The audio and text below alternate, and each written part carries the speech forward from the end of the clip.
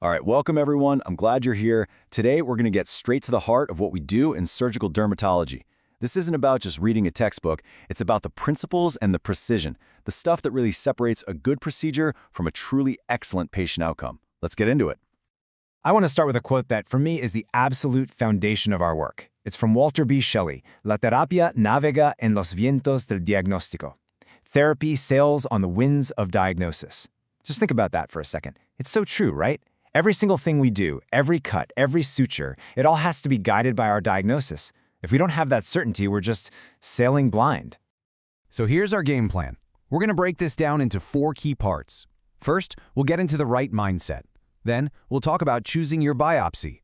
After that, we'll really dig into mastering the excision, and we'll wrap up with the art of closure and care. It's a logical flow, just like a real procedure.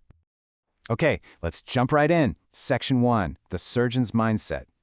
You know, these aren't just some nice ideas to think about. These are the core principles, the aphorisms that should be running through your head before you even think about picking up a scalpel. And I want to be crystal clear about this. These are non-negotiable.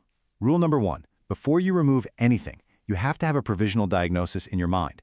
We're not just removing things out of curiosity. That's not good medicine. And rule number 2 is just as important. Any tissue that comes off a patient must be sent for histopathology. No exceptions.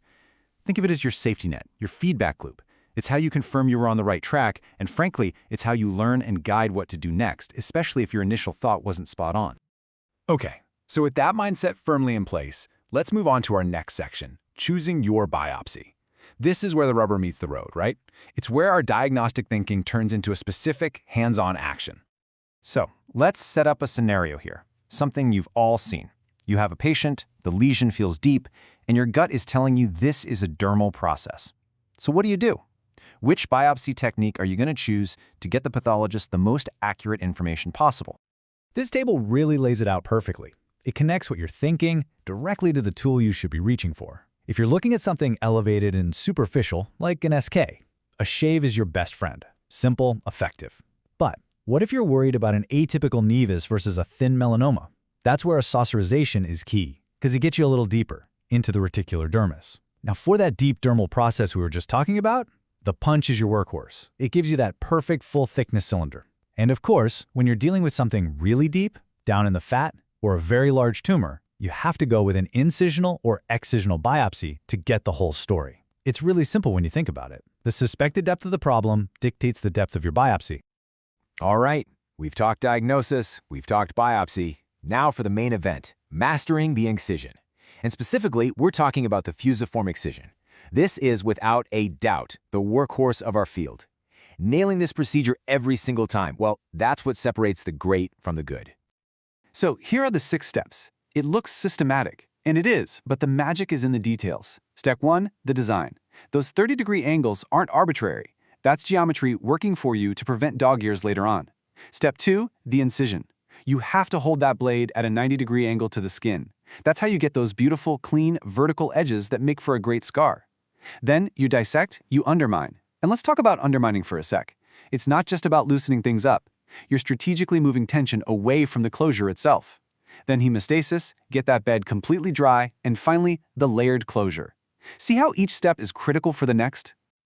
Okay, so you've done a beautiful excision, you're closing it up, the center looks perfect, and then you see it. That little pucker of excess tissue at the ends. We've all been there. What is that thing called? And more importantly, how do you fix it? That, my friends, is a cutaneous cone, but we all just call it a dog ear. The most important thing I can tell you about this is it is not a surgical error. It's just geometry. It's what happens when you try to flatten a curved surface. So the goal isn't to pretend they don't happen. The goal is to anticipate them and have an elegant solution ready to go. And here are our 2 go-to fixes.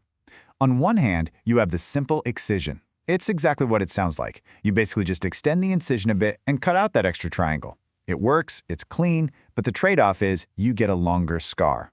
On the other hand, you have the M-plasty. This is a bit more elegant. Instead of one big triangle, you take out 2 smaller ones, creating this M shape. The huge advantage? You get a shorter final scar.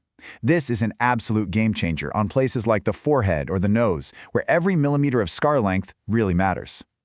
Which leads us perfectly into our last section, the art of closure and care. Because let's be honest, the surgery isn't done when the specimen is in the jar. The final result, what the patient sees and feels for years to come, is all about how we close and what advice we give for aftercare. Think of a layered closure as having a brilliant division of labor. Your deep sutures, they're the heavy lifters. They do all the work of holding the wound together and taking the tension. And that inverted knot is key. It buries itself so it doesn't cause problems later. That means your epidermal sutures have only one simple job, just to line up the edges perfectly to get that nice eversion. That's it. When you do this right, you get a closure with zero tension on the surface, and that's the secret to getting that beautiful, flat hairline scar. And of course, we always have to be thinking about what could go wrong. But look at this table. You see the theme, right? Whether we're talking short-term problems like a hematoma or an infection, or long-term issues like a stretched-out scar, the prevention is always the same. It all comes back to what we've been talking about: meticulous hemostasis, clean technique, and that beautiful tensionless closure. Get the fundamentals right and you prevent the problems. So I want to leave you with this. It's a quote from the legendary surgeon William Halsted. He said, "The young surgeon who assimilates the basic principles of asepsis, hemostasis, and gentleness to the tissues learned his most difficult lessons." It's easy to get caught up in fancy, complex repairs, but true mastery, the kind that lasts a career, is built on an absolute, unwavering respect for these fundamentals: asepsis, hemostasis, and being gentle with the tissue. If you can master those three things, you've really learned the heart of our craft.